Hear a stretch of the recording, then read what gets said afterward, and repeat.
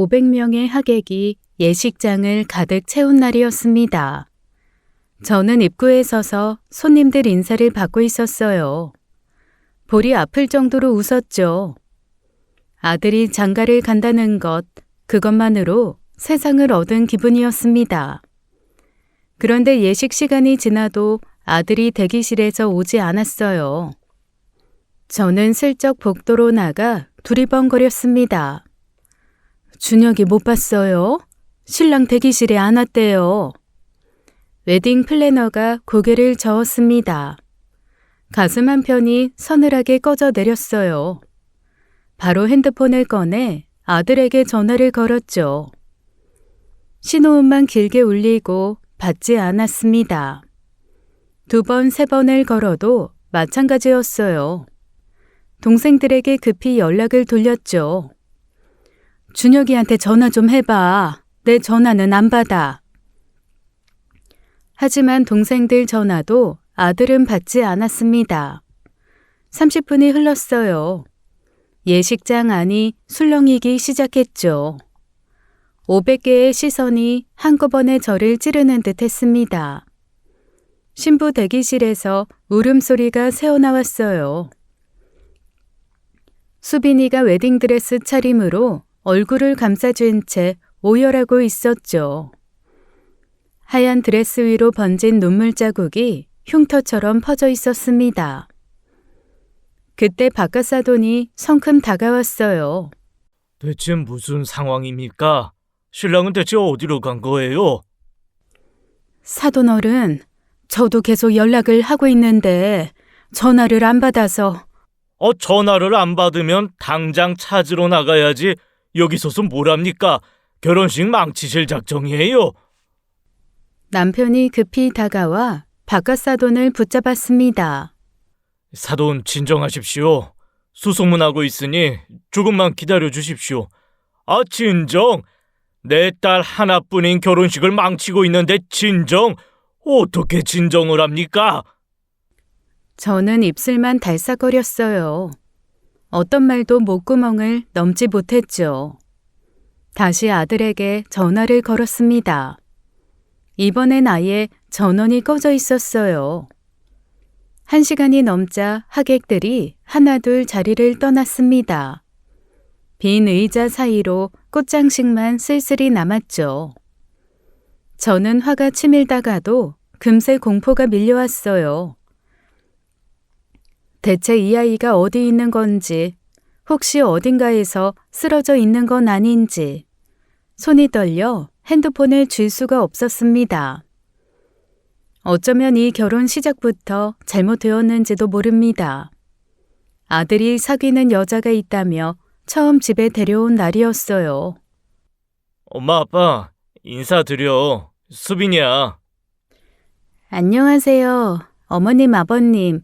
장수빈이라고 합니다. 준혁 씨한테 늘 말씀 많이 들었어요. 예의 바르고 눈웃음이 고운 아이였죠.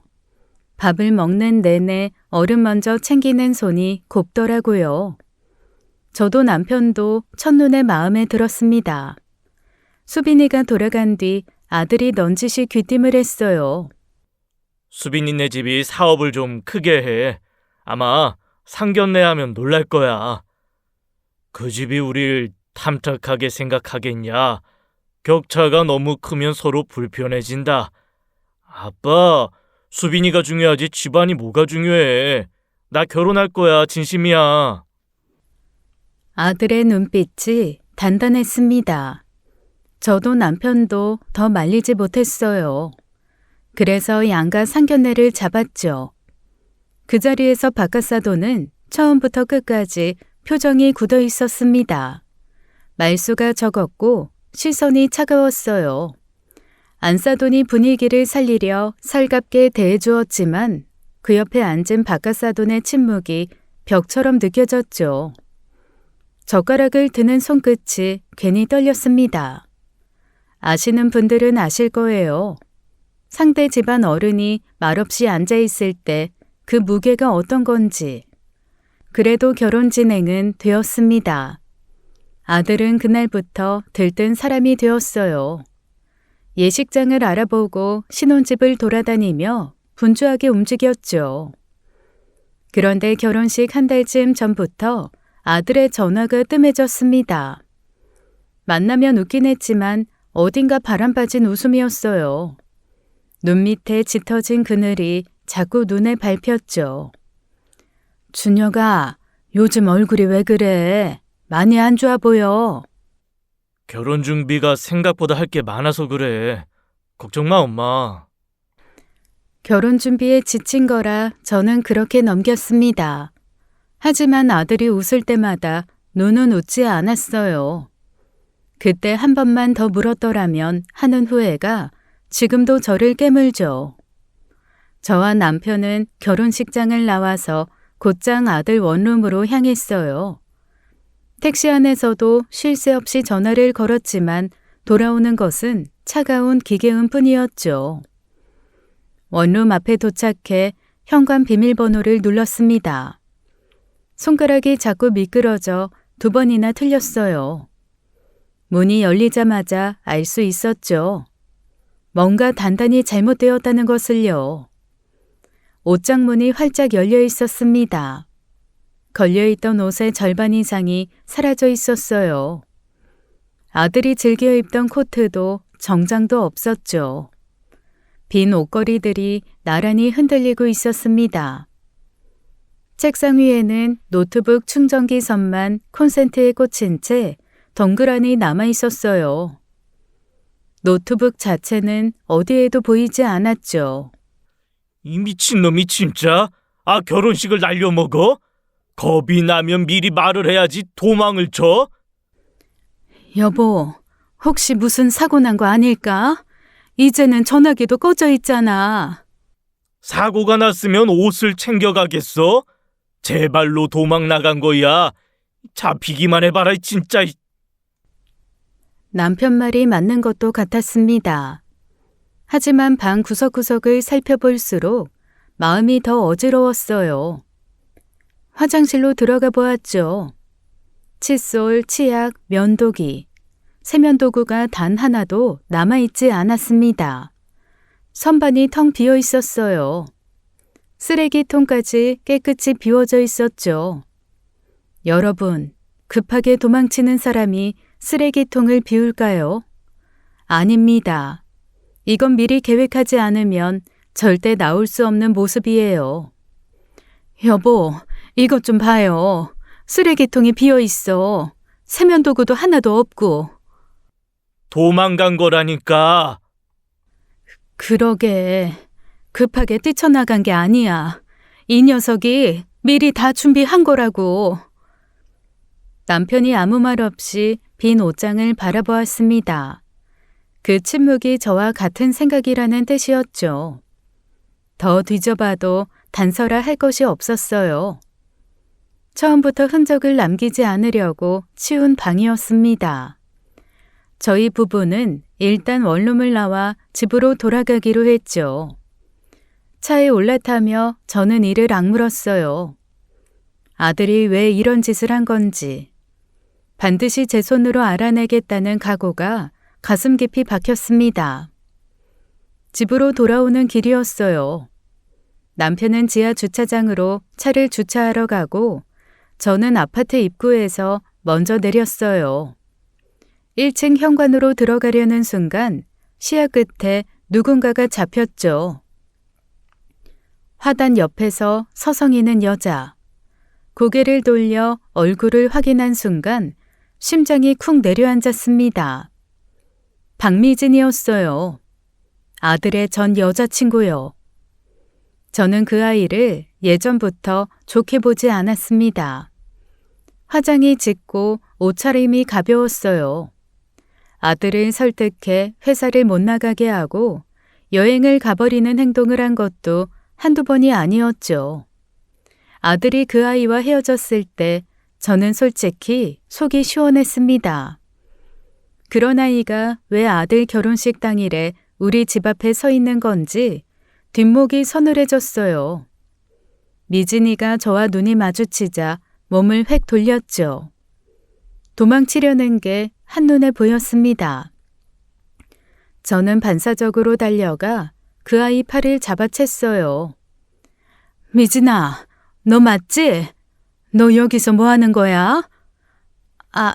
아니, 그냥 지나가다가요. 지나가다가? 우리 집 앞에서? 거짓말하지 마. 준혁이 어디 있는지 알아? 네? 저 진짜 몰라요. 오빠 어디 있는지 제가 어떻게 알아요? 헤어진 지가 언젠데. 미진이는 제 손을 뿌리치며 한 발 뒤로 물러섰어요. 그런데 다음 순간 묻지도 않은 말을 꺼냈죠. 근데 오빠 결혼식에서 도망간 거예요? 결혼 안 한 거예요? 저는 그 말에 입이 떡 벌어졌습니다. 결혼식 이야기를 저는 한마디도 꺼내지 않았어요. 아들이 어디 있냐고만 물었을 뿐이죠. 잠깐, 네가 그걸 어떻게 아니?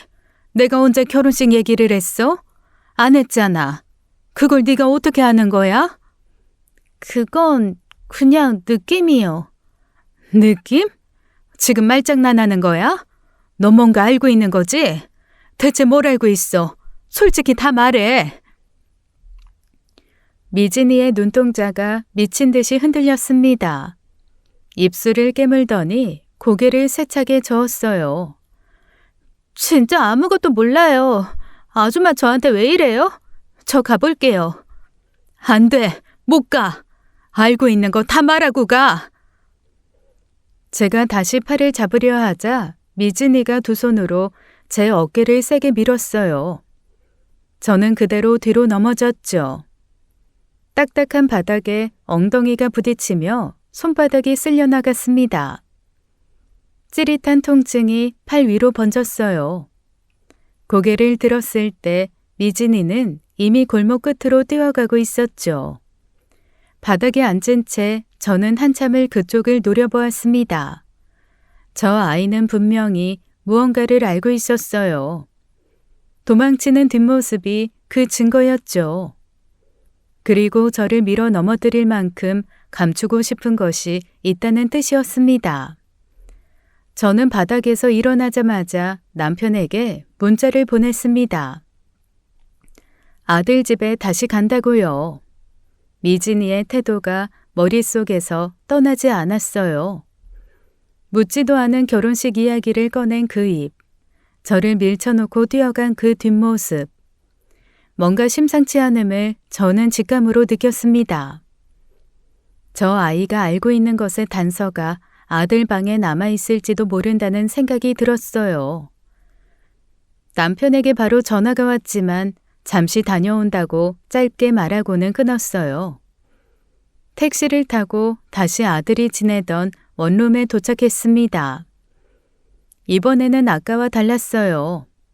서랍 하나하나를 전부 열었죠.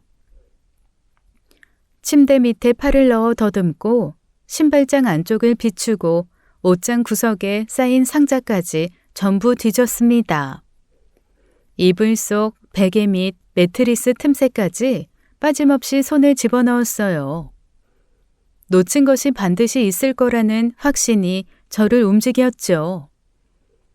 그러다 책상 맨 아래 서랍 깊숙한 곳에서 핸드폰 하나가 나왔습니다. 아들 것이었어요. 도망을 치면서 핸드폰을 두고 간 겁니다.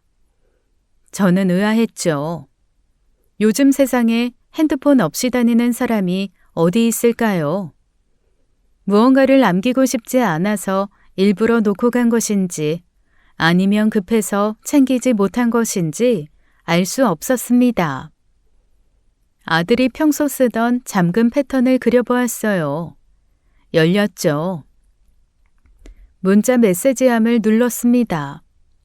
바깥사돈 이름이 눈에 들어왔어요. 메시지를 열자 피가 거꾸로 솟는 것 같았죠. 네가 감당할 수 있는 일이 아니다. 내가 시키는 대로 해라. 입 잘못 놀리면 넌 끝난다. 명심해라. 수빈이한테 절대 말하지 마라. 결혼을 허락했다고 너를 마음에 들어 하는 게 아니다. 네 처지를 잊지 마라. 하나같이 위협이었습니다. 사람의 숨통을 조이는 말들이었어요. 그리고 그 말들에 대한 아들의 답은 전부 한 글자였죠. 네. 가슴이 찢어지는 것 같았습니다. 상견례 때 바카사돈의 그 차가운 눈빛이 떠올랐어요. 입을 꾹 다문 채 우리 부부를 내려다보던 그 표정. 처음부터 우리 아들을 사람 취급도 안 했던 거죠. 여러분, 자식이 이런 말을 듣고 고개 숙이며 네네 하고 있었다면 어떠시겠어요? 저는 핸드폰을 쥔 손이 부들부들 떨렸습니다. 결국 이 사람이 아들을 몰아세운 거라는 생각이 들었어요. 결혼 직전까지 이렇게 협박을 해대니 아들이 버티질 못하고 도망을 간 거예요. 얼마나 무서웠으면 핸드폰까지 버리고 갔을까 싶어 코끝이 시큰했죠. 내 아들이 혼자서 이걸 감당하고 있었다는 사실이 저를 분노하게 했습니다. 저는 핸드폰을 가방에 넣고 원룸을 나왔어요. 이제 바카사돈 얼굴을 직접 마주하고 따져야 할 차례였죠. 저는 바로 바카사돈에게 전화를 걸었습니다. 사돈 어른, 드릴 말씀이 있습니다. 지금 만나야겠어요. 그 잘난 아드님은 찾으셨소. 할 말은 나도 산더미요. 집으로 오세요. 주소를 받아 적고 택시에 올랐어요. 가는 내내 핸드폰 속 문자들이 눈앞에 아른거렸죠. 네 처지를 잊지 마라. 그 한 문장이 갈비뼈 사이를 파고들었습니다. 사돈집에 도착하니 바카사돈이 거실에 앉아 있었어요. 안사돈이 차를 내오려고 했지만 저는 손을 저었죠. 차를 마시러 온 자리가 아니었습니다. 저는 아들 핸드폰을 꺼내 문자 화면을 바카사돈 앞에 들이밀었어요. 이게 뭡니까? 입 잘못 놀리면 끝난다. 네 처지를 잊지 마라. 이게 사돈이 예비 사위한테 할 말입니까? 그걸 어디서 본 겁니까? 어디서 보긴요. 아들 핸드폰에 고스란히 남아있는데 우리 아들한테 대체 무슨 짓을 한 겁니까? 바카사돈은 한참 문자 화면을 들여다보더니 한숨을 내쉬었어요. 하, 참나. 지금 결혼식을 그따위로 파토내놓고 고작 이거 따지러 온 겁니까? 아직도 준혁이랑 연락도 안 되시는 거고요. 내가 어이가 없어서. 이보시오 사돈, 그건 사업 자금 때문에 한 얘기예요. 당신 아들이 결혼 전에 나를 찾아와서 사업을 하고 싶다고 자금을 빌려달라고 했습니다. 뭐라고요? 우리 아들이요? 결혼도 안 했는데 장인한테 돈부터 달라고 찾아오는 게 말이 됩니까? 내가 어이가 없었지만 우리 수빈이가 간절히 부탁을 하길래 생각해 보겠다고 한 거예요. 근데 다음날 혼자 또 찾아와서 간곡하게 빌길래 돈을 빌려주면 사업은 내 뜻대로 운영한다. 그 조건을 따르라고 한 것뿐이었습니다. 저는 할 말을 잃었습니다. 아들이 결혼도 전에 사돈에게 사업 자금을 달라고 찾아갔다니요. 그리고 지금 중요한 게 그게 아니지 않습니까? 당신 아들이 하객들 앞에서 내 딸 결혼을 망쳐놓고 우리 가족 얼굴에 먹칠을 했어요. 지금 나한테 따질 처지가 아니라 무릎 꿇고 사과를 해야 할 처지 아닙니까? 사과요? 이 문자를 보고도 그 말이 나옵니까? 내가 언제 협박을 했습니까? 돈을 빌려주는 조건을 말했을 뿐인데 그걸 협박이라고 우기면 어떡합니까? 조건이요? 입 잘못 놀리면 끝난다는 게 조건입니까? 처지를 잊지 말라는 게요? 사위 될 사람이 장인한테 돈 달라고 찾아오면 그 정도는 할 수 있는 말이에요. 내가 잘했다는 게 아니라 당신이 생각하는 그런 뜻이 아니었다는 겁니다. 저는 머릿속이 엉킨 채 일단 자리에서 일어났어요. 현관 쪽으로 걸음을 옮기려는 순간이었죠.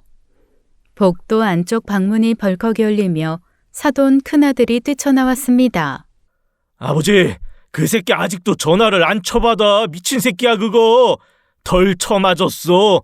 잡히기만 해봐라. 진짜 죽여버린다. 안사돈이 질겁하며 달려가 큰아들 입을 막았어요. 세진아, 제발 들어가. 손님 계시잖아. 지금 이러지 마. 사돈 큰아들이 저를 보고는 놀란 표정을 지었습니다. 아마도 제가 온 줄 모르고 있다가 방에서 나온 듯 했어요. 안사돈이 큰아들을 억지로 방 안에 밀어넣었죠. 하지만 저는 이미 들어버렸습니다. 덜 쳐맞았다는 말. 그 말은 이미 때린 적이 있다는 뜻이었어요. 온몸의 피가 머리 끝으로 솟구쳤죠. 저는 다시 거실로 돌아가 바깥사돈 앞에 섰습니다. 지금 뭐라고 했습니까? 덜 쳐맞았다고요? 당신 아들이 내 아들을 때렸어요? 그건 사정이 있었습니다. 사정? 사람을 때려놓고 사정이라고요? 뭐 이딴 집구석이 다 있어? 대체 뭔 대단한 사정이면 예비 사위를 때립니까? 네? 이보세요. 내 아들 때린 걸 알았으면 애초에 결혼도 안 시켰습니다. 한쪽 말만 듣고 판단하지 마세요. 한쪽 말이요? 문자로 협박하고 아들은 때리고 결국 당신들이 그렇게 몰아세워서 아이가 도망간 거 아닙니까? 내가 언제 쫓아냈습니까? 도망간 건 당신 아들이 제 발로 한 짓이에요. 말도 안 되는 소리 하지 마세요. 폭행의 협박이에요. 고소하겠습니다. 법대로 하겠습니다. 저는 돌아서서 현관문을 열었어요. 안사돈이 뒤에서 뭐라 불렀지만 귀에 들어오지 않았죠. 이 사람들이 내 아들을 무시하고 때리고 짓밟아서 결국 내쫓은 것이라고 그 확신이 뼛속까지 박혔습니다. 화가 난 상태로 집에 돌아왔습니다. 남편이 현관에서 저를 맞았어요. 나 사돈집 갔다 왔어. 사돈집? 갑자기 왜? 준혁이 핸드폰에서 박하사돈한테 온 문자를 찾았어. 협박이야, 협박. 그래서 따지러 갔는데 거기서 더 열받는 거 알게 됐어. 열받는 거? 뭘 알게 된 건데? 사돈 총각이 방에서 나오면서 소리를 지르는데 준혁이가 덜 쳐맞았다고 잡히면 죽는다고 그 말을 내가 직접 들었다니까. 남편의 얼굴이 시뻘겋게 달아올랐죠. 그게 뭔 소리야? 덜 쳐맞았다니. 그럼 뭐 언제 준혁이를 지들이 때렸다는 거야? 참나, 그 집안 처음부터 이상했어. 상견례 때부터 우릴 깔보는 게 눈에 보였잖아. 문자로 협박하고 아들은 때리고 준혁이가 얼마나 무서웠으면 핸드폰까지 버리고 도망을 갔겠어. 당장 경찰에 신고하자. 폭행의 협박이면 가만 놔둘 수 없어. 내일 아침에 바로 가. 오늘은 일단 준혁이 찾는 게 먼저야. 남편이 고개를 끄덕이며 한숨을 내쉬었어요. 그때였습니다. 남편 핸드폰에서 알림음이 울렸죠. 뭐야 이게? 아이, 창고 경보가 울렸다는데? 창고? 어느 창고? 두 번째 창고. 결혼식 전에 물건 넣어둔데 경비업체에서 침입 감지됐다고 문자가 왔어. 남편은 일 때문에 창고를 2개 가지고 있었습니다. 그중 2번째 창고는 한동안 비워두고 쓰지 않았어요. 그런데 아들 결혼식 직전에 남편이 거래처에서 대량으로 물건을 들여오면서 그 창고에 가득 넣어두었죠. 물건이 고가라 잠금 장치를 새로 걸고 경보 설정까지 해두었습니다. 일단 내가 가볼게. 경비업체도 출동한다고 했어. 같이 가. 저희 부부는 급히 차를 몰고 창고로 향했어요. 도착하니 사설 경비업체 직원 2명이 이미 와 있었죠. 사장님, 물건은 없어진 것 없습니다. 누군가 문을 강제로 열려고 시도하다가 경보가 울린 것 같습니다. CCTV는 확인했어요. 네, 같이 보시죠. 경비업체 직원이 태블릿으로 CCTV 영상을 보여주었습니다. 모자를 눌러 쓴 남자가 창고 문 앞에 서 있었어요. 문 손잡이를 잡아당기다가 잠겨 있는 것을 알고 당황하는 모습이 찍혀 있었죠.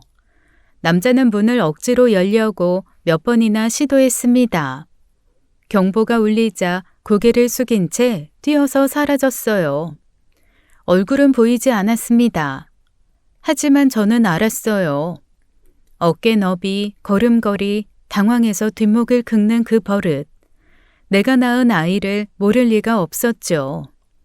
남편도 같은 생각이었는지 저를 돌아보았습니다. 저는 살짝 고개를 끄덕였어요. 수고하셨습니다. 저희가 알아서 처리하겠습니다. 들어가 보셔도 됩니다. 경찰에 신고는 안 하시겠습니까? 네, 아는 사람인 것 같아서요. 괜찮습니다. 경비업체 직원들을 돌려보낸 뒤 저희 부부는 창고 안으로 들어갔어요. 남편이 넣어둔 박스들 사이를 하나하나 살펴보았죠. 그때 창고 맨 구석 박스들 뒤에 숨겨진 것이 눈에 들어왔습니다. 남편 것이 아닌 검은색 캐리어 하나가 놓여 있었어요. 여보, 저거 당신 거야? 아니, 처음 보는 건데 저런 게 있었나? 남편이 캐리어를 끌어냈죠. 지퍼를 열었습니다. 그 안에 빽빽하게 들어찬 것은 현금 다발이었어요. 세상에, 이게 뭐야? 이게 대체 뭐야? 손이 떨려 한 묶음을 꺼내보았습니다. 5만 원권이 은행 띠지로 묶여 있었어요. 대충 세어봐도 2억은 넘어 보였죠. 미친, 이 돈이 왜 여기 있어? 준혁이가 숨겨둔 거야. 방금도 이것 때문에 온 거라고. 남편이 캐리어 앞에 쪼그려 앉아 머리를 감싸주었습니다. 저는 그제야 머릿속에서 시간이 맞춰지기 시작했어요. 결혼식 전 이 창고는 비어 있었죠. 문도 잠그지 않았고 경보 설정도 안 한 상태였습니다. 아마 그때 아들이 이 캐리어를 몰래 숨겨두었을 거예요. 그 뒤에 남편이 물건을 들여놓고 잠금 장치를 걸고 경보까지 설정했으니 아들이 다시 가져갈 수가 없었던 거죠. 여보, 이 녀석이 결혼 전부터 도망갈 준비를 한 거야. 이 큰 돈을 현금으로 빼서 여기 숨겨둔 거라고. 사돈한테 협박당해서 도망간 게 아니란 말이야? 모르겠어. 아무것도 모르겠어. 얘가 대체 왜 이런 거야. 아휴. 2억이 넘는 현금을 미리 빼서 숨겨둔 아들. 사돈의 협박과 폭행, 결혼식 당일의 잠적. 어느 것 하나 깔끔하게 맞아떨어지는 것이 없었습니다. 이건 제가 생각했던 것과는 전혀 다른 차원의 문제였어요. 저희 부부는 캐리어를 차 트렁크에 싣고 집으로 돌아왔습니다. 거실 바닥에 캐리어를 내려놓고 마주 앉았지만 말이 나오지 않았어요. 대체 이 돈이 어디서 나온 건지, 왜 창고에 숨겨둔 건지 온갖 추측이 머릿속을 헤집었죠. 경찰에 신고해야 하는 거 아니야? 이 돈이 어디서 나온 건지 우리가 어떻게 알아? 잠깐, 아직 정확히 무슨 사정인지 모르잖아. 괜히 신고했다가 중혁이가 돌이킬 수 없는 상황에 빠지면 어떡해. 좀 더 알아보고 판단하자. 남편의 말에 저도 선뜻 움직이지 못했습니다. 아무리 화가 나도 내 배 아파 낳은 자식이었으니까요. 그때 제 핸드폰이 울렸어요. 모르는 번호였죠. 어머님, 저 장세진입니다. 수빈이 오빠예요. 혹시 잠깐 뵐 수 있겠습니까? 사돈 총각이었습니다. 아까 방에서 뛰쳐나와 소리를 질렀던 그 사람이었어요. 저는 잠시 망설이다 집 근처 카페에서 만나기로 했죠. 카페에 들어서니 사돈 총각이 먼저 와서 자리에 앉아 있었습니다. 저희 부부를 보자마자 자리에서 벌떡 일어나 허리를 깊이 숙였어요. 어머님, 아버님, 아까 제가 너무 경솔했습니다. 집에 오신 줄도 모르고 흥분해서 소리를 지른 건데 불편하셨다면 정말 죄송합니다. 어른 앞에서 그런 소리를 해서 정말 죄송합니다. 됐어요. 사과보다 중요한 게 있잖아요. 우리 준혁이를 왜 때린 건지 그걸 말해주세요. 사돈 총각이 잠시 입술을 깨물더니 천천히 입을 열었죠. 솔직히 저는 수빈이랑 준혁이, 아니, 한준혁 씨 결혼이 처음부터 마음에 안 들었습니다. 그래서 예비 매제가 어떤 사람인지 알고 싶어서 단둘이 술자리를 만들었었어요. 술자리에서 뭐가 있었는데요? 한준혁 씨가 취해서 화장실을 간 사이에 한준혁 씨 핸드폰에 문자가 왔습니다. 저도 안 보려고 했는데 화면에 뜬 내용이 눈에 들어와 버렸어요. 한준혁 씨가 친구한테 보내는 문자였는데 부잣집 딸 꼬셔서 결혼한다고 인생 한방이라고 신나서 떠들어 놓은 내용이었습니다. 그걸 보는 순간 눈이 뒤집혀서 참을 수가 없었어요. 저는 그 말에 숨이 막혔어요. 남편도 굳어진 표정으로 아무 말이 없었죠. 이후에 한준혁 씨가 저희 집에 찾아와서 무릎을 꿇고 사과했습니다. 술 취해서 허세를 부린 거라고요.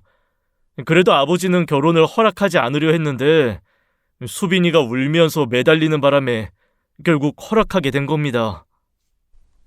저는 커피잔을 감싼 손에 힘이 풀렸습니다. 사돈 집안이 아들을 협박하고 몰아낸 거라는 확신이 한순간에 무너져 내렸어요. 말씀 잘 들었어요. 와주셔서 고맙습니다. 사돈 총각이 다시 한번 깊이 고개를 숙이고 카페를 나갔죠. 저는 한참 동안 빈 커피잔만 내려다보았습니다. 부잣집 딸을 꼬셔서 결혼한다는 문자, 창고에 숨겨진 2억이 넘는 현금, 내가 알던 아들의 얼굴 위로 전혀 다른 얼굴이 겹쳐지기 시작했어요. 집으로 돌아온 저는 아들의 행방이라도 찾아야겠다는 생각에 아들 친구들에게 전화를 돌리기 시작했습니다. 아들 핸드폰에 저장된 번호를 하나하나 눌렀어요. 나 준혁이 어머니인데 혹시 준혁이한테 연락받은 거 없어요? 어머님, 아니요. 저도 연락이 안 돼서 걱정하고 있었어요. 다른 친구도 마찬가지였어요. 저도 결혼식장에 갔다가 그냥 돌아왔는데 준혁이한테 전화를 해도 안 받더라고요. 무슨 일 있는 겁니까? 아니에요. 연락되면 어머니한테 전화하라고 좀 전해줘요. 어디를 걸어도 대답은 같았습니다. 모른다, 연락이 안 된다, 벽에 부딪히는 기분이었어요. 그런데 세 번째 친구에게서 전혀 예상치 못한 이야기가 나왔죠. 준혁이가 한 달쯤 전에 저한테 부탁을 했거든요. 축의금을 식장에서 내지 말고 미리 계좌로 이체해달라고요. 계좌로요? 왜요? 정산이 편하다고 하길래 뭐 그런가 보다 했는데 나중에 알고 보니까 저한테만 그 말을 한 게 아니더라고요. 다른 애들한테도 전부 같은 부탁을 했대요. 재훈이도 민수도 다 계좌로 보냈다고 하더라고요. 다른 친구들한테도 전부요? 네, 전부요. 어머님, 혹시 준혁이한테 무슨 일 있는 겁니까? 저도 걱정이 돼서요. 아니에요. 알려줘서 고마워요. 전화를 끊고 한참을 움직이지 못했어요. 손끝이 차갑게 식어갔죠. 축의금을 미리 계좌로 받으면 결혼식 전 바로 현금으로 뺄 수 있습니다. 아들은 처음부터 그 돈을 들고 사라질 작정이었던 거예요. 여러분 생각해 보세요. 결혼식 한 달 전부터 축의금을 미리 걷고 2억이 넘는 현금을 창고에 숨기고 짐을 챙겨 흔적을 지우고 이건 결혼이 무서워서 도망친 게 아니었어요. 사돈에게 협박당한 피해자도 아니었습니다. 내 아들은 처음부터 치밀하게 도주를 준비한 사람이었죠. 그런데 대체 왜? 무엇이 이 아이를 이렇게까지 만든 건지 퍼즐 조각은 늘어가는데 그림은 점점 더 알 수 없는 방향으로 흘러가고 있었어요. 저는 그날 밤 잠을 이루지 못했습니다. 천장을 바라보며 머릿속에서 떠나지 않는 얼굴이 하나 있었어요. 박미진. 아파트 앞에서 서성이다 도망쳤던 아들의 전 여자친구요. 묻지도 않은 결혼식 이야기를 꺼냈던 그 입. 저를 밀어 넘어뜨리고까지 도망쳤던 그 뒷모습. 그 아이는 분명 무언가를 알고 있는 게 분명했습니다. 하지만 그 아이 연락처도 없고 사는 곳도 몰랐습니다. 이불 속에서 뒤척이다가 문득 아들이 예전에 했던 말이 떠올랐어요. 미진이를 대학에서 만났다는 이야기였죠. 다음 날 아침 저는 아들 대학 친구에게 전화를 걸었습니다. 혹시 박미진이라고 알아요? 준혁이 전 여자친구인데 같은 과였을 거예요. 아, 미진이요? 알긴 하는데 연락처는 저도 없어요. 알아볼 테니 하루만 기다려주세요. 다음 날 그 친구에게서 연락이 왔어요. 미진이 어머니 집 주소를 알아냈다고 하더라고요. 저는 바로 그곳을 찾아갔죠. 초인종을 누르니 50대 중반쯤 되어 보이는 여자가 문을 열었습니다. 안녕하세요. 저는 미진이가 예전에 사귀었던 남자아이 어머니인데요. 미진이 좀 만날 수 있을까요? 미진이요? 그 애가 집을 나간 지 한 달쯤 됐어요. 안 들어와요. 한 달이요? 네, 간간히 전화는 합니다. 저는 가슴이 철렁 내려앉았습니다. 미진이도 한 달 전에 사라진 거였어요. 아들이 결혼 준비에 지친 기색을 보이기 시작한 것과 같은 시기였죠. 어머님, 부탁 좀 드릴게요. 미진이한테 전화 한 번만 해주실 수 있으세요? 꼭 확인해야 할 게 있어서요. 미진 어머니가 핸드폰을 꺼내 전화를 걸었지만 받지 않았습니다. 3번을 걸어도 마찬가지였어요. 연락처만이라도 알려주시면 안 될까요? 사정이 급해서요. 그건 좀 곤란해요. 무슨 상황인지 저도 모르는데 딸 번호를 함부로 드릴 수는 없잖아요. 사실 저희 아들이 결혼식 당일에 사라졌어요. 미진이가 뭔가 알고 있는 것 같아서 이렇게 찾아온 겁니다. 그건 안 됐지만 우리 미진이는 아무 상관없는 일이에요. 헤어진 지가 언젠데. 죄송하지만 도와드리기 어려울 것 같네요. 더 이상 말해봤자 소용이 없었습니다. 미진 어머니는 끝까지 전화번호를 알려주지 않았어요. 돌아오는 길 저는 택시 창밖을 멍하니 바라보았죠. 미진이가 집을 나간 시기와 아들이 달라진 시기가 겹친다는 것. 그 우연이 아닐 거라는 직감이 뼈를 긁었습니다. 그리고 다음 날 아침 아들이 자취하던 원룸 주인 집에서 전화가 왔어요. 한준혁 씨 어머니시죠? 네, 맞아요. 아들분이 자취하던 집 주인인데요. 준혁 군이 결혼식 때문에 자금이 부족하다고 해서 보증금을 미리 빼줬거든요. 근데 짐을 안 치우고 연락도 안 돼요. 저도 다음 세입자를 드려야 하는데 이러면 곤란합니다. 보증금까지 미리 뺐다는 말에 속이 뒤집혔어요. 이 아이가 빼낼 수 있는 돈은 전부 빼낸 거였죠. 죄송합니다. 제가 바로 짐 빼러 갈게요. 저는 남편에게 연락해서 급히 용달을 섭외했습니다. 원룸에 도착해 남은 집을 정리하기 시작했어요. 이미 옷과 노트북은 사라진 뒤라 남은 건 이불과 그릇 몇 개, 작은 가구뿐이었죠. 아들이 살았던 흔적이 이것뿐이라는 게 서글펐습니다. 짐을 거의 뺀 뒤 저는 주인 아주머니에게 넌지시 물었어요. 혹시 준혁이한테 특이한 점 없었어요? 평소에 이상한 거라든지. 글쎄요. 딱히 없었는데. 아주머니가 돌아서려다 멈칫했어요. 뭔가 떠오른 듯 고개를 갸웃거리더니 다시 입을 열었습니다. 아, 맞다. 하나 있긴 해요. 결혼식 며칠 전이었나? 밤늦게 집 앞 골목에서 담배를 피우면서 전화를 하고 있더라고요. 제가 분리수거를 하러 나갔다가 들었는데. 전화요? 누구랑요? 그건 모르죠. 아, 근데 보통 전화가 아니었어요. 크게 싸우고 있었거든요. 무슨 내용이었는지 기억나세요?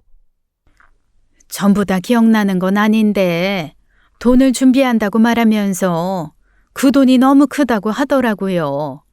목소리가 떨리면서도 화가 나 있었어요. 그 다음엔요? 나중엔 소리를 버럭 질렀어요. 그렇게 하면 다 같이 죽는 거라고. 그 말이 너무 무서워서 저도 얼른 들어갔거든요. 다 같이 죽는 거라고. 그 말이 귓속에서 메아리 쳤습니다. 아주머니를 보내고 저는 바로 아들이 두고 간 핸드폰을 꺼냈어요. 통화 내역을 뒤졌죠. 하지만 아주머니가 말한 시간대에 통화 기록이 없었습니다. 발신도 수신도 아무것도 찍혀 있지 않았어요. 여보, 이 시간대에 통화 내역이 아예 없어. 분명 전화를 했다면서. 그러니까 말이야. 이 녀석이 핸드폰을 하나 더 가지고 있는 거야. 우리한테 숨기고 다른 번호를 쓰고 있었던 거라고. 핸드폰이 2개라고? 그래. 그게 아니면 통화 내역을 다 지운 거든가. 뭐든 찜찜한 건 분명해. 남편이 한참 말이 없었습니다. 저도 더 이상 말을 잇지 못했어요. 핸드폰을 2개 쓰면서 하나는 부모한테 보여주고 하나는 숨기고 다녔다는 거죠. 대체 이 아이가 뭐라고 다녔기에 이렇게까지 해야 했는지 한숨이 가슴 밑바닥에서부터 올라왔습니다. 내가 알던 아들은 대체 어디까지가 진짜였는지 그것조차 알 수가 없었어요. 그날 새벽이었습니다. 목이 말라 거실로 나왔어요. 불을 켜지 않은 채 부엌 쪽으로 걸음을 옮기는데 거실 한가운데 무언가가 서 있었죠. 사람이었습니다. 저는 비명을 질렀어요. 그 순간 어둠 속에서 손이 날아와 저를 밀었죠. 저는 그대로 바닥에 나뒹굴었습니다. 뒤통수가 마루에 부딪히며 눈앞이 하얘졌어요. 남편이 안방에서 뛰쳐나왔습니다. 누구야? 남편이 어둠 속의 남자에게 달려들었어요.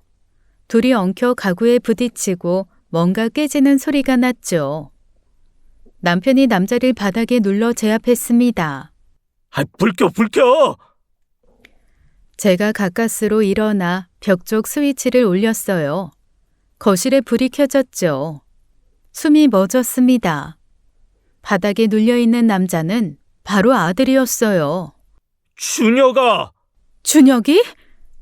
아들이 고개를 돌려 저를 올려다보았습니다. 며칠 사이에 사람이 이렇게 망가질 수가 있는 건지 믿기지가 않았어요. 초췌하게 야윈 얼굴에 수염이 자라 있었고 눈밑이 시커멓게 내려앉아 있었죠. 남편이 아들을 일으켜 세우더니 멱살을 잡았습니다. 이 새끼가 지금 네 엄마를 때려? 엄마를 때렸어? 도둑놈처럼 집에 숨어 들어와서 네 엄마를 왜 때려?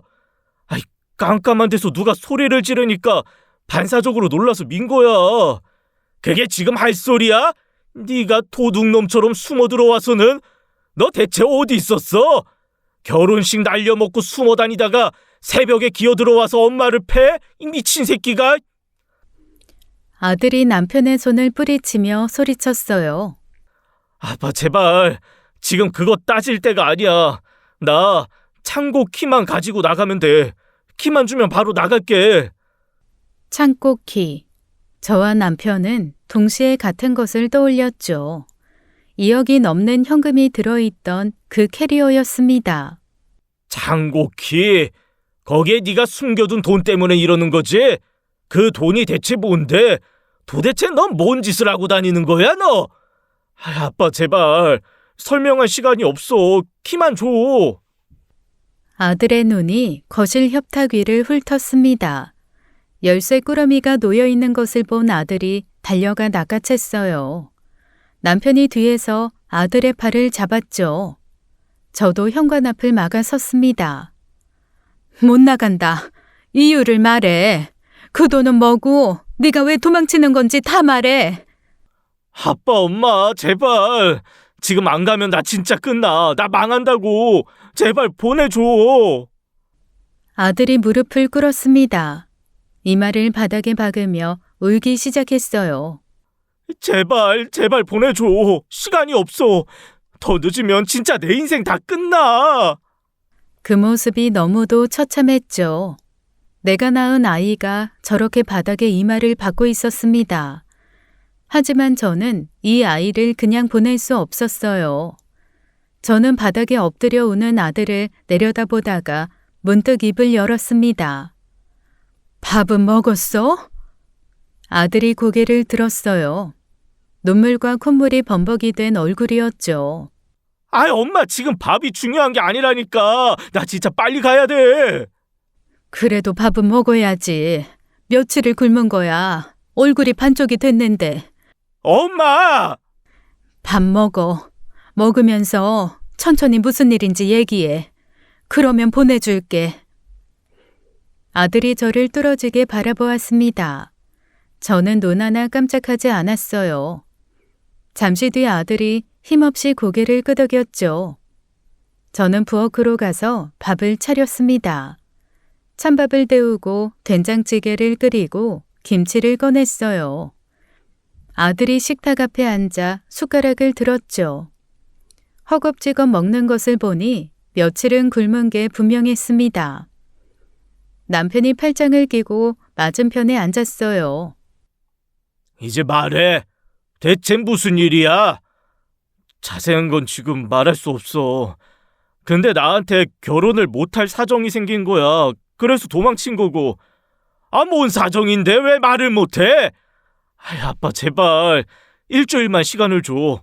일주일 안에 다 정리하고 돌아와서 전부 설명할게. 그 창고에 있던 돈은? 아이, 그건 내가 그동안 모은 결혼 자금이야. 내 돈이야, 엄마. 결혼 자금을 현금으로 빼서 창고에 숨기는 놈이 어디 있어? 어? 은행은 폼이냐? 아이, 아빠, 일주일이면 돼. 일주일만 기다려줘. 제발. 저는 잠시 아들의 눈을 들여다보았습니다. 거짓이 섞여 있는 눈이었어요. 하지만 여기서 더 몰아세워도 입을 열 아이가 아니라는 걸 알았죠. 알겠어. 가. 남편이 벌떡 일어났습니다. 뭐? 아이, 그냥 보내? 이유도 안 듣고? 여보, 일단 보내자. 안 돼. 정확히 듣고 보내야지. 이놈이 무슨 짓을 하고 다니는지도 모르는데 그냥 보내? 보내자니까. 남편에게 눈짓을 보냈어요. 남편이 미심쩍은 표정을 지었지만 더 이상 막지는 않았죠. 아들이 메고 온 가방을 챙겨 현관으로 향했습니다. 신발을 신는 아들의 뒷모습이 한없이 낯설었어요. 일주일 안에 꼭 돌아올게. 약속할게, 엄마. 아들이 문을 열고 나갔죠.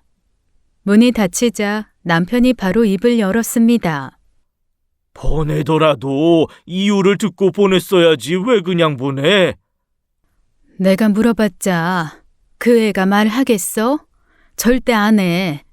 그리고 어차피 돈 들어있는 캐리어는 집에 있어서 다시 와야 해. 아, 그럼 어떡하게? 저는 식탁 위에 놓인 제 핸드폰을 들어보였어요. 통화 중 화면이 켜져 있었죠.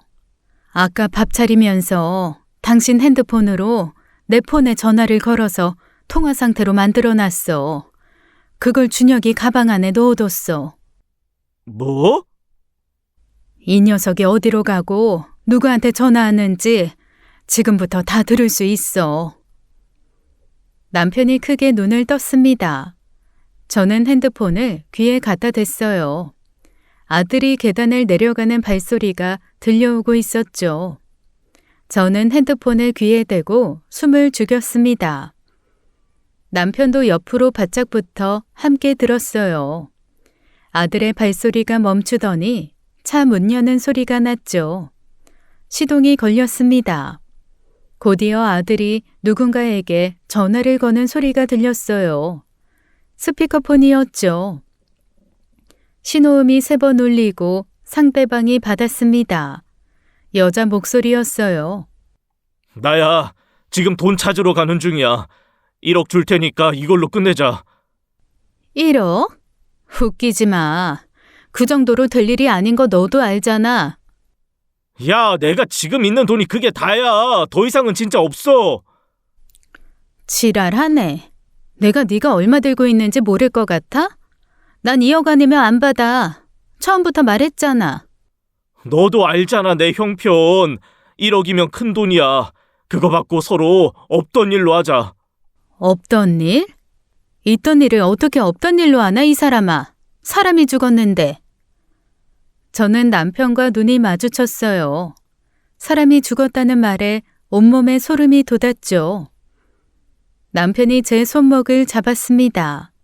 그 손이 떨리고 있었어요. 3년이야, 3년. 이미 다 지난 일이라고. 이제 와서 이러면 어떡하자는 거야?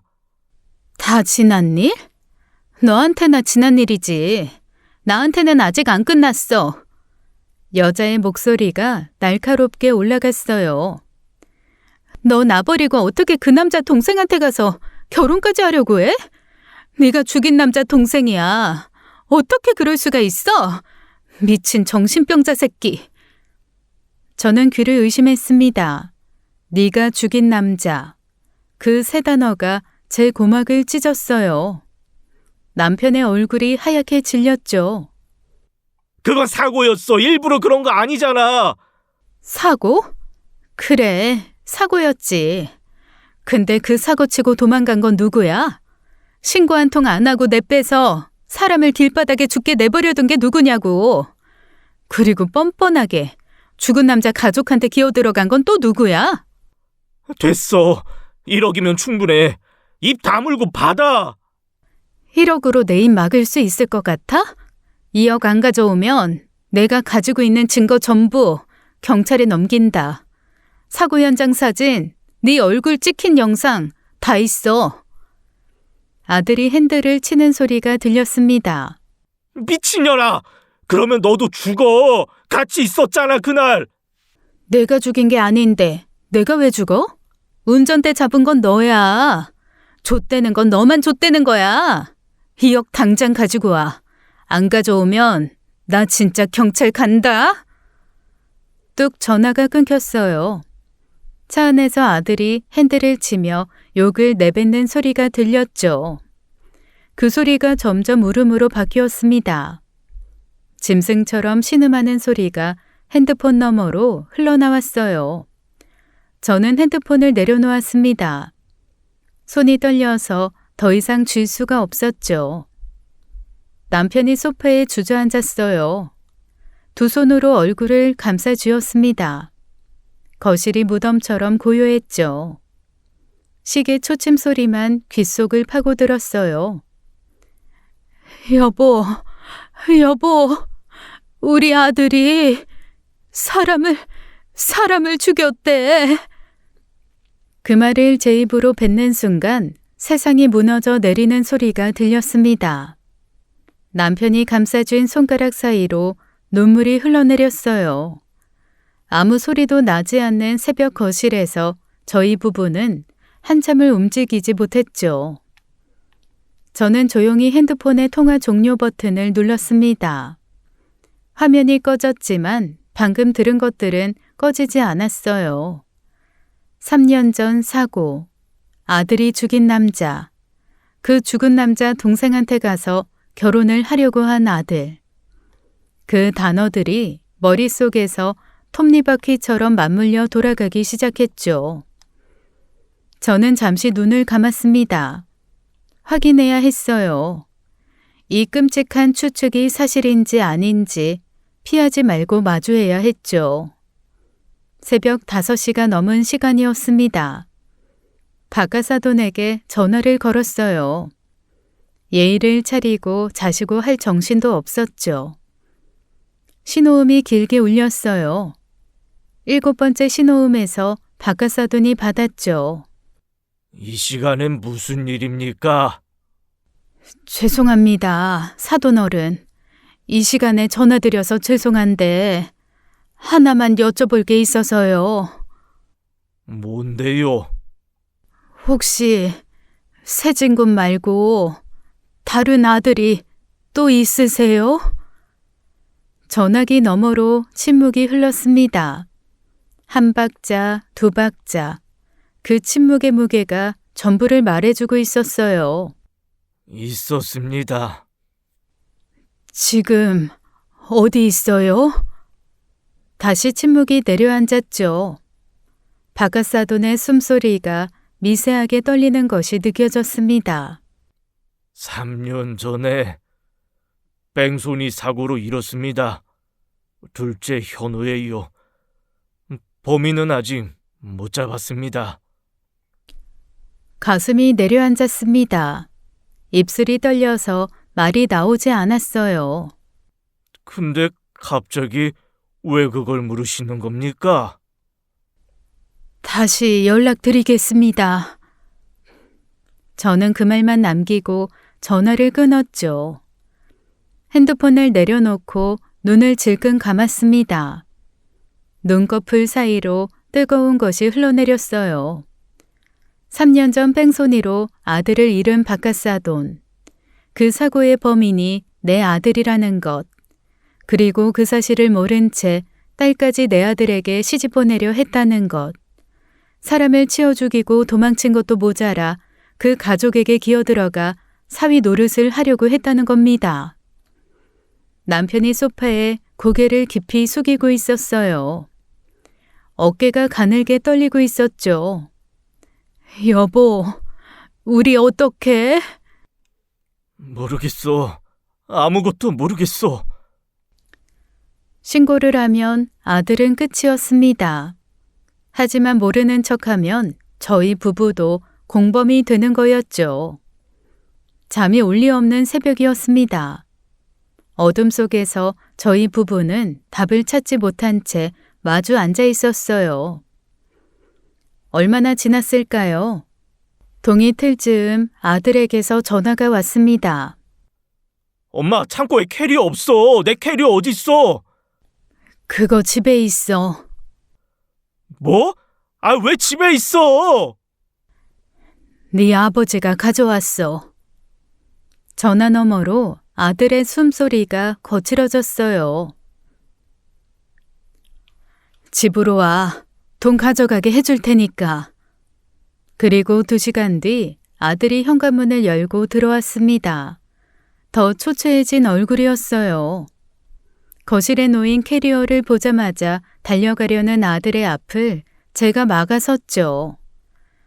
준혁아, 앉아. 엄마, 시간 없다니까. 앉으라니까? 아들이 멈칫하더니 소파에 걸터 앉았습니다. 저는 아들의 눈을 똑바로 바라보았어요. 엄마가 물어보는 거 솔직하게 대답해. 뭔데? 이 돈이 진짜 네 결혼 자금이야?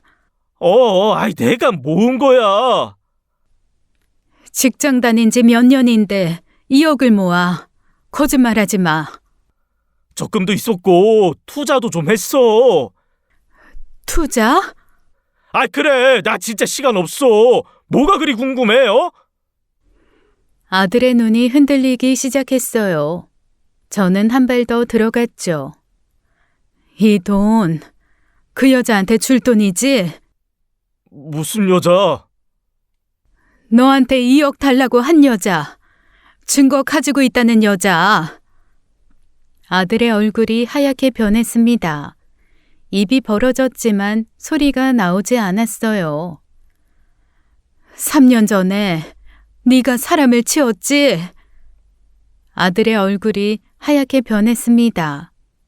눈동자가 미친 듯이 흔들렸어요. 무슨 소리야, 엄마? 갑자기 뭔 말을 하는 거야? 발뺌하지 마. 저는 아들이 두고 간 가방을 열어 남편 핸드폰을 꺼냈죠. 아까 네가 여자한테 전화한 거 전부 다 들었어. 네가 죽인 남자 3년 전 뺑소니 증거를 넘기겠다는 것까지 하나도 빠짐없이. 아들의 입이 벌어졌습니다. 얼굴에서 피기가 완전히 사라졌어요. 엄마가 어떻게 아빠 폰을... 네 엄마가 네 가방에 넣어둔 거야, 이 바보 같은 놈아! 아들이 두 손으로 머리를 감싸 쥐었죠. 그건 진짜 사고였어. 술 먹고 운전하다가 갑자기 사람이 튀어나온 거야. 일부러 그런 게 아니야. 사고였으면 왜 도망쳤어? 왜 신고를 안 했어? 무서웠으니까. 감옥에 갈까봐 무서웠다고. 그래서 도망가서 죽은 사람 동생한테 접근해서 결혼까지 하려고 한 거야? 그게 사람이 할 짓이야? 그건 수빈이를 진짜 좋아해서. 준혁아, 자수해라. 뭐? 지금이라도 경찰에 가서 자수해. 엄마가 같이 가줄게. 제발 사람답게 끝내자. 안 해. 그건 절대 안 해. 나 감옥 가면 인생 끝이야. 이렇게 살면 이미 끝난 인생이야. 이딴 식으로 살면서 무슨 새 인생을 살겠다는 거야. 아빠까지 왜 이래? 내가 죽을 수도 있는데 신고를 해? 자식이 감옥 가는 걸 눈으로 보겠다는 거야? 아들이 벌떡 일어나 캐리어를 잡았습니다. 저와 남편을 밀치고 현관으로 뛰었어요. 준혁아! 그 문 열면 정말 끝이야. 몰라. 난 절대 자수 안 해. 미안해, 엄마. 준혁아. 아들이 현관문을 벌컥 열었죠. 그리고 멈췄습니다. 문 앞에 남자 3명이 서 있었어요. 경찰이었습니다. 한준혁 씨 맞습니까? 특정범죄 가중처벌법상 도주치사 혐의로 긴급 체포합니다. 당신은 묵비권을 행사할 수 있으며 변호인의 조력을 받을 권리가 있습니다. 아들이 천천히 고개를 돌려 저를 바라보았어요. 엄마가 신고한 거야? 엄마가? 저는 아무 말도 하지 못했습니다. 눈물만 흘렸어요. 엄마! 엄마가 어떻게 나한테 이래, 엄마! 아들이 울부짖었죠. 하지만 경찰이 수갑을 채우고 아들을 데려갔습니다. 기회는 있었어요.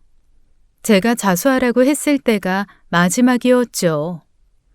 그 기회를 이 아이가 스스로 차버린 겁니다. 저는 그 자리에 주저앉아 오열을 했습니다. 가슴이 찢어져 나가는 것 같았어요. 경찰은 아들과 함께 전 여자친구 미진까지 검거해서 조사에 들어갔습니다. 둘 다 처음엔 발뺌을 했어요. 아들은 사고 자체를 부인했고 미진은 아무것도 모른다고 잡아뗐죠. 하지만 제가 제공한 통화 녹음 앞에서 더 이상 거짓말을 이어갈 수 없었습니다. 미진이 먼저 입을 열었어요. 3년 전 아들은 미진과 함께 술을 마셨다고 합니다. 새벽에 미진을 태우고 음주운전을 했어요. 그때 한 남자를 치웠어요. 아들은 차에서 내려 쓰러진 남자를 확인했지만 신고를 하지 않았습니다. 그대로 차를 몰고 도망쳤죠. 남자는 길 위에서 그렇게 숨을 거두었어요. 그 남자가 박하사돈의 둘째 아들 장현우였습니다. 예비 며느리 수빈이의 오빠였죠. 여러분이 지금 느끼시는 그 감정, 저도 그 자리에서 똑같이 느꼈습니다. 내 아들이 죽인 사람의 동생에게 접근해서 결혼까지 하려고 했다는 사실을요. 미진의 진술은 계속되었어요. 아들은 사고 이후 죄책감에 유족을 수소문했다고 합니다. 장례식장까지 찾아갔죠. 그런데 거기서 수빈이를 보고 마음이 생긴 거예요. 그래서 미진과 헤어지고 수빈이에게 접근해 연애를 시작했고 결혼까지 성사시킨 겁니다. 그때부터는 죄책감이 아니었어요. 처음부터 끝까지 계산이었죠. 미진은 아들이 수빈이에게 접근한 사실을 나중에 알게 되었다고 합니다. 그리고 나중에 결혼 소식까지 듣고 미진은 분노했어요. 하지만 바로 경찰에 아들의 죄를 신고하진 않았죠. 미진은 아들이 언젠가 자신에게 모든 죄를 뒤집어 씌울 것을 대비해 사고 직후 현장과 아들의 모습을 핸드폰으로 몰래 촬영해 두었다고 했습니다.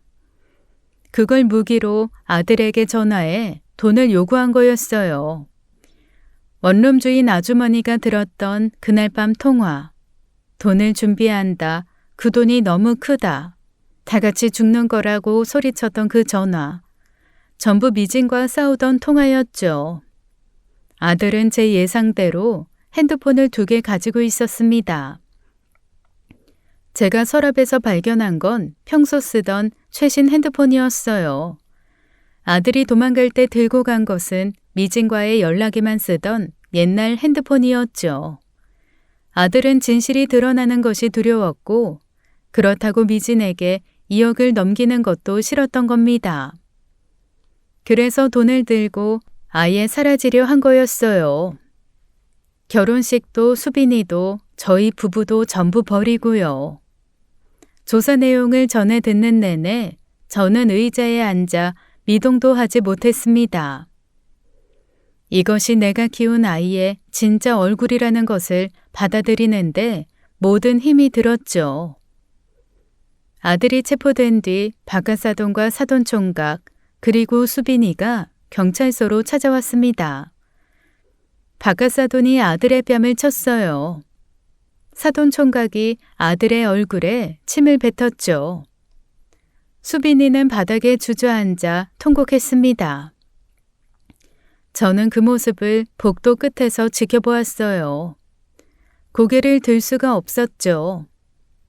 재판 결과 아들은 특정 범죄 가중처벌법상 도주치사 및 위험운전치사 혐의로 징역 12년을 선고받았습니다.